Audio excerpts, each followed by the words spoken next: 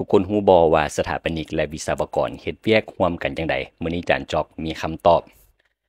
ซึ่งในการเขียนแบบละเอียดแบบก่อสร้างยกตัวอย่างเรือนหลังหนึ่งเนาะจะมีขบวนการเฮ็ดเวียกอยู่4ภาคส่วนภาคส่วนที่1ก็คือ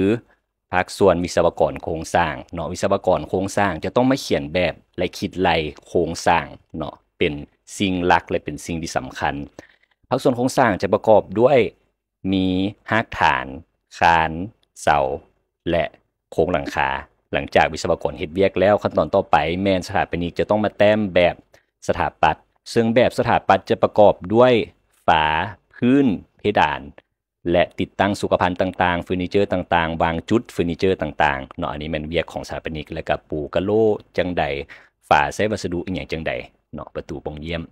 อันดับต่อมาอันดับที่3แมนเวียกของระบบน้ำเป็นวิศวกรน้ำเนาะก็คือจะต้องมาวางระบบทอระบบ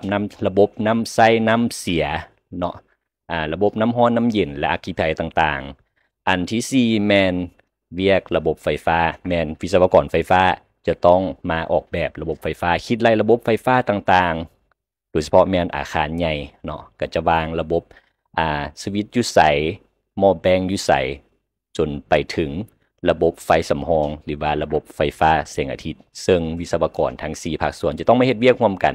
ซึ่งระบบการเฮ็ดเวียกร่วมกันแมนจะนำใช้คลาวด์ไฟล์เนาะซึ่งเราจะเอาเวียกโครงสร้างเป็นหลักเวียกโครงสร้างจะสร้างไฟล์เป็นไฟล์หนึ่ง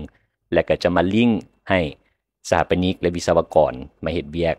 ยกตัวอย่างมีไฟล์หลักเป็นเบสเนาะเป็นเวียกโครงสร้างสถาปนิกจะต้องมาขึ้นแบบใหม่เป็นแบบสถาปัตย์เนาะแล้วก็ไฟฟ้าก็ขึ้นแบบใหม่น้ำประปาขึ้นแบบใหม่ซึ่ง4อันจะมาลิงก์กันอยู่ในไฟล์เดียวเนาะจะเฮ็ดเวียกร่วมกันอันนี้ก็เป็น